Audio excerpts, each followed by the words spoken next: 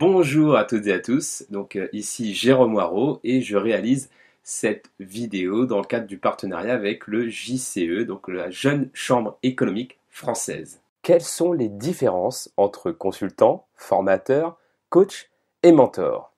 Donc nous allons voir chaque cas individuellement pour les comparer. Alors tout d'abord, voyons le rôle du consultant. Déjà, son intention lorsqu'il travaille avec un client, c'est de donner des conseils et de partager son avis d'expert sur un sujet précis. Donc comme vous le comprenez, un consultant est un expert dans un domaine. Ça va être par exemple un consultant en création de marque, un comptable est une sorte de consultant également, ou un webmaster. Donc ces personnes ont une expertise qui va permettre donc au client d'avancer sur un domaine spécifique et qui n'aimerait pas le faire soi-même. Donc, par exemple, si je suis entrepreneur et que je décide de créer mon site internet, mais que je n'ai pas envie de le faire moi-même et que je n'ai pas envie de prendre le temps d'apprendre à le faire, parce que ce n'est pas là que j'ai envie de mettre mon énergie et que ce n'est pas là où j'aurai donc le plus de valeur ajoutée dans mon activité, alors je vais faire appel à un expert en création de site internet qui va interagir avec moi sous forme de consultant, qui va me donner des conseils, qui va donner son avis d'expert et qui va aussi exécuter quelque part le travail pour m'aider à avancer pour mon projet. Donc voilà la posture du consultant. C'est quelqu'un qui apporte des conseils, un avis d'expert sur un sujet précis et qui permet au client d'avancer sur un domaine spécifique sans avoir à le faire soi-même et à apprendre. Donc ça fait gagner beaucoup de temps. Donc voilà pour la première posture qui est celle du consultant. Ensuite, voyons la posture du formateur. Le formateur est là pour transmettre des outils et des techniques qui vont permettre à la personne formée d'être meilleure dans son métier ou meilleure dans son quotidien. Donc le formateur est là pour enseigner, pour transmettre, il va s'assurer quelque part que le client, le formé, va monter en compétences. C'est pour ça que généralement un formateur, lorsqu'il va construire sa formation, va également intégrer une manière de noter, de mesurer la montée en compétences des formés. Donc par exemple, lorsque vous voulez former une personne à la création d'un site web, eh ben, on pourra mesurer ça dans la mesure où la personne, à la fin de la formation, est capable de créer son site internet et l'aura fait, par exemple. Donc, quels sont les livrables d'une formation? Voilà une des questions centrales et indispensables du formateur lorsqu'il crée sa formation et son planning pédagogique. C'est pour ça qu'un formateur, lorsqu'il va créer sa formation, va bien entendu identifier les besoins en compétences, les besoins en savoir des personnes qu'il a envie de former. Ensuite, construire un planning pédagogique, c'est-à-dire des étapes progressives pour permettre à la personne d'avancer pas à pas vers le développement de ses compétences et à la fin de s'assurer de certains livrables qui permettent de mesurer la montée en compétences et la montée en savoir des personnes formées. Donc c'est pour ça que vous aurez donc des formateurs en prise de parole, par exemple. Je suis moi-même formateur en prise de parole en public, où lorsque je crée une formation adaptée donc à certains groupes de formés, je vais identifier les besoins de ces personnes-là, donc peut-être que ce sont surtout des besoins en langage non verbal, hein, ou peut-être des besoins en travail de la confiance en soi vis-à-vis d'un public, ou tout simplement aussi la capacité à délivrer un message face à caméra. C'est également donc un des enjeux de la prise de parole aujourd'hui dans le monde digital. Et lorsque j'intègre ça dans la création de ma formation, je vais donc étudier toutes les étapes qui permettent à la fin aux formés de pouvoir délivrer une prise de parole en public, soit devant caméra, soit devant un auditoire, donc quelque chose qui est mesurable. Donc là, c'est un exemple sur un formateur en prise de parole en public, mais il peut y avoir également donc, des formateurs en référencement Internet. Là, pareil, on pourra mesurer donc, le développement en compétences selon la capacité des formés à la fin de la formation à utiliser des techniques et à restituer du savoir qui ont été annoncés et transmis pendant la formation, etc. Donc vous l'aurez compris, un formateur, ce n'est pas un consultant. Le formateur n'est pas là pour faire les choses pour la personne qui est formée, le formateur est là pour transmettre des outils, transmettre du savoir et s'assurer à la fin qu'il y a vraiment une transmission, une rétention du savoir et une montée en compétences, donc que ce soit mesurable. Maintenant, passons à la posture de coach. Parce qu'un coach, ce n'est pas un consultant, il n'est pas là pour donner des conseils, donner son avis d'expert. Un coach n'est pas là pour former également, ce n'est pas un formateur. C'est-à-dire que même si dans une séance de coaching, on va monter en compétences, on va apprendre de nouvelles choses, l'objectif du coach n'est pas là. Car l'objectif du coach, son intention, c'est de guider une personne à atteindre ses objectifs et à déployer tout son potentiel humain. C'est-à-dire qu'un coach va clarifier la position, va aider la personne à clarifier sa position actuelle pour ensuite l'amener vers un objectif qu'elle aura identifié également. Donc le rôle du coach sert à guider, à clarifier, à challenger également, à provoquer la personne coachée pour qu'elle puisse identifier ses ressources internes pour mieux les déployer.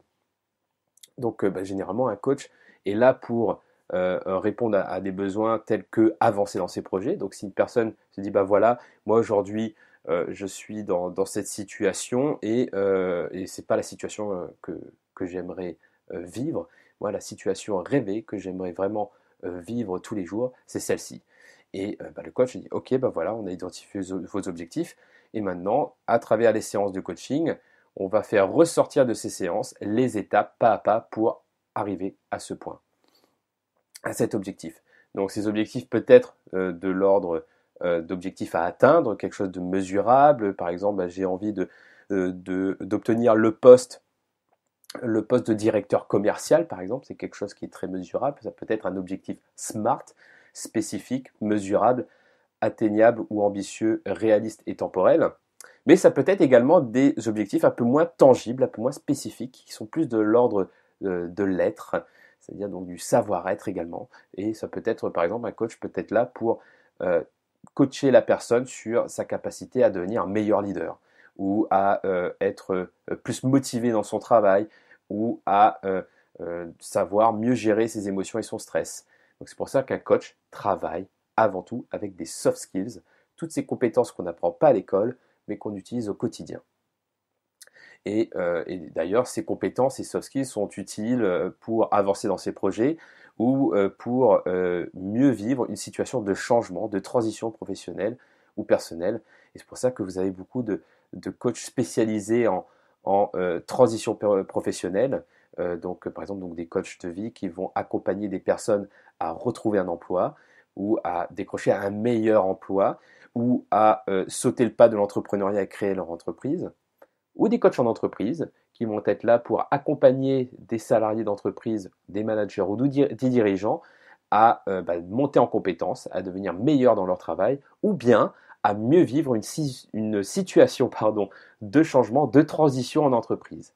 Donc le coach est là pour aider les personnes à avancer vers leurs objectifs, à les guider, à les challenger pour vraiment déployer ce potentiel humain. Et enfin, maintenant, voyons la dernière posture qu'on voit dans cette vidéo, à savoir la posture de mentor.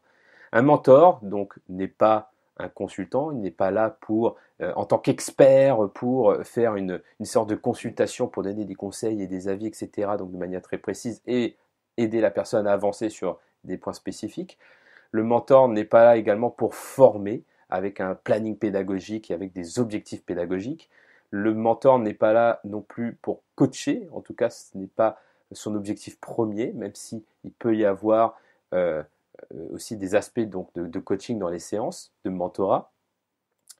Mais le mentor est là pour transmettre son expérience à l'autre.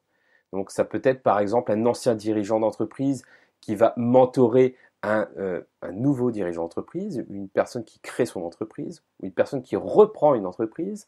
Ça peut être également un collègue plus ancien qui va prendre sous son aile un junior qui va prendre sa place au plus tard. Par exemple, donc les futurs retraités, par exemple, donc certaines entreprises mettent en place un programme de mentorat dans lesquels les futurs retraités vont mentorer les personnes qui prendront leur place. Donc, la clé là-dedans, le mot-clé, c'est expérience. C'est transmettre l'expérience à l'autre. Donc là, réellement, le besoin de la personne qui va être mentorée, c'est d'avoir des retours d'expérience. C'est d'entendre des histoires, du vécu, des choses qui sont des expériences qui ont été vécues par d'autres et qui pourront l'inspirer pour ses propres expériences à elle. Donc c'est pour ça que le mentor est différent du coach, parce que le coach n'est pas là pour transmettre son expérience. En revanche, le mentor l'est. Le mentor n'est pas non plus, comme je le disais, un formateur, parce qu'il n'a pas de planning pédagogique. Même si, à travers la transmission d'expérience, il y a bien entendu donc un développement du savoir, un développement peut-être donc de compétences également, mais ce n'est pas l'objectif premier du mentor qui est vraiment là pour transmettre de l'expérience. Et un mentor n'est pas là non plus en tant que consultant, car le mentor n'est pas là pour faire les choses à la place de l'autre, il n'est pas là pour directement aider la personne à avancer sur des points spécifiques. Le mentor, il est là pour épauler, pour transmettre son savoir, pour voilà, être une source d'inspiration quelque part pour la personne qui est mentorée. Donc voilà, donc j'ai pu à travers cette courte vidéo vous présenter ces 4 différents métiers qui sont tous complémentaires. Donc là, bien entendu, c'était très simplifié pour que vous puissiez donc bien comprendre les différentes positions, les différentes postures. Bien entendu, souvent dans des séances, donc que ce soit dans des workshops, dans des séances donc de formation collective, ou même dans des situations d'accompagnement individuel, souvent vous pouvez jongler entre les différentes casquettes. Mais c'est vrai que ça peut être intéressant de bien identifier ces différentes casquettes justement pour clarifier vos intentions durant vos sessions lorsque vous êtes en train de former, de mentorer, de coacher ou de consulter, de conseiller. Donc j'espère que cette vidéo vous a plu. Je vous rappelle, donc c'est une vidéo qui est faite dans le cadre du partenariat avec la Jeune Chambre économique française. Donc, bien entendu, je ferai également, comme prévu, une intervention en direct avec vous, donc le 19 mars, pour votre session de formation. Donc, je vous remercie pour votre attention et je vous dis à très bientôt pour une prochaine vidéo.